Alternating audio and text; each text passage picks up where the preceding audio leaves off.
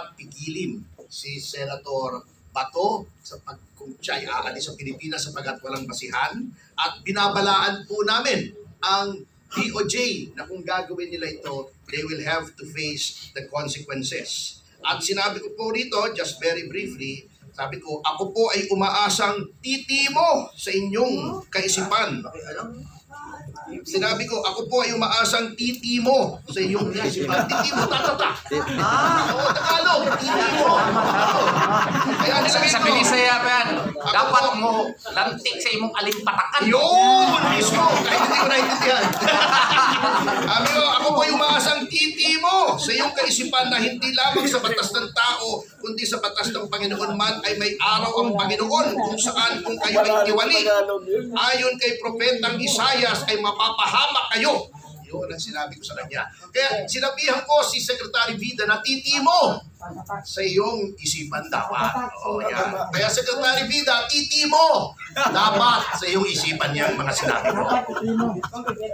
Oh, alam niyo na yun. Word for today, we need to understand the meaning of titimo sa ating kaisipan. Mga kababayan, no, kung ako po sa inyo sa lahat na nandito at mga nanonood po sa ating live podcast, i-save na po ninyo to. Dahil kanina po, para nakikita ko tumutunog po ang ating programa, no, nang tuwing nagsasalita po si Atty. Topacio, narinig ko, toot, toot, toot. Ito pinakamatindi, yung kaninang uli niyang sinabi.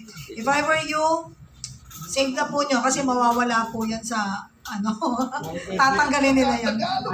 Opo, salamat na natuto kami ng bagong word. Diretsahan pa rin po tayo, no? Tuloy-tuloy ang atin pong usapin. At kailangan mailatag natin to ng malinaw sa ating mga followers at mga nanonood, mga sumusuporta sa atin pong programa, ang Kapihan sa PDP.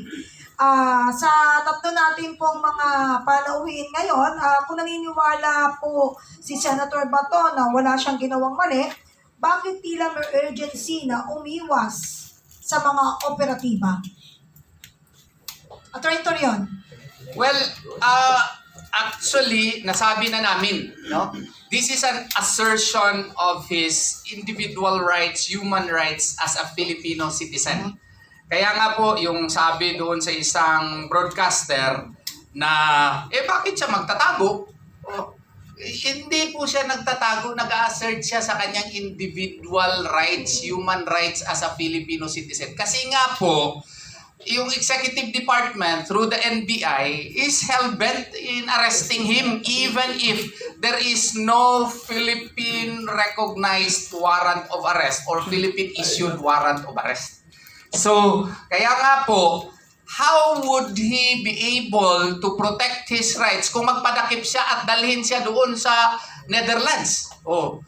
Ang ibig ba nila sabihin, nandun siya sa Senado, tapos paglabas niya, magpadakip siya, tapos doon na lang kami mag-assert ng kanyang human rights kung nandun na siya sa Netherlands? Hindi po tama yun. Kasi nga po, person's liberty na yan and possibly life is involved. So therefore, when a person's liberty is already at stake, it is actually now doctrine of self-help. He has to protect himself. Kasi the first rule of human being is what? Self-preservation. Self-preservation yan. Kasi kung magpadakip siya, dadalhin siya doon sa Netherlands, pareho na nga kami. Ngayon, mahihirapan kami pag-assert dito sa Pilipinas kasi ibang bansa na yun eh. Wala naman tayong Hague Invasion Act. At saka meron, maski, yung Hague Invasion Act? Yan. Yung Hague Invasion Act, pareho yan sa Amerika.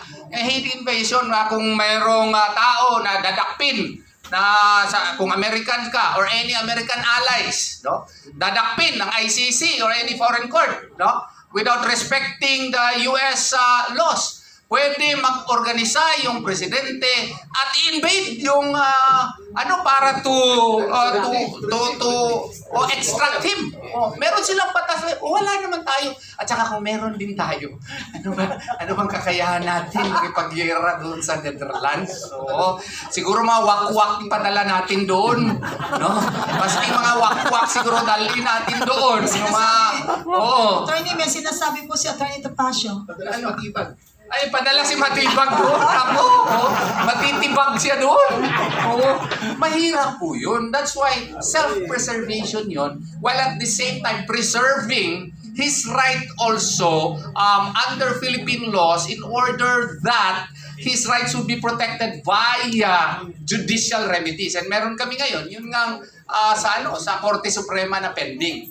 And I hope and pray really on bended knees that the Supreme Court would grant our prayers. Kasi nga po, individual liberty. What if mangyari ito sa inyo in the future?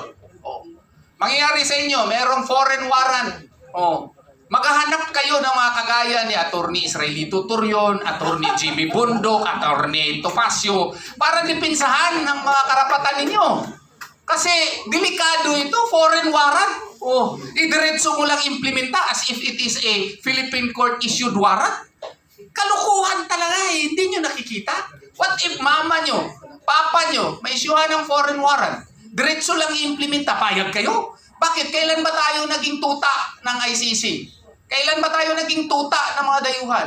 We precisely enshrined the Bill of Rights in the 1987 Constitution in order to stop, in order to at least prevent government excesses. Between the leviathan of a government power and the individual, the Bill of Rights is our shield. Leviathan is that monster with maraming mga ulo. That is the governmental power, which is now trained against Senator De La Rosa. What is its shield? Bill of Rights. And that is why we as lawyers have to invoke our Bill of Rights, because it is the only shield remaining to protect Senator Bato de la Rosa. Sige. Attorney. Alam mo, na-realize ko lang yung sinasabi mo, kailan tayo naging tuta ng ICC.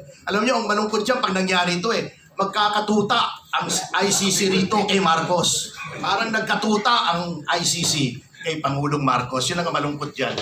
Maidagdag ko lang po, very short kasi maganda, very clear na po yung sinabi ni Attorney Torion. Pero tandaan po natin sa Revised Penal Code, merong Article 124 which is arbitrary detention. Diba?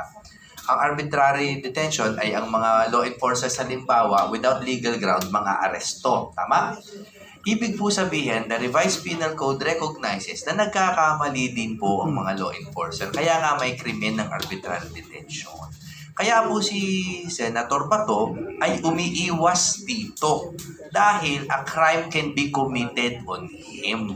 So ibig sabihin, kapag tayo po ay umiwas, kahit pa public officer yan, umiwas tayo sa kanilang illegal act, hindi po pag-iwas sa batas yun.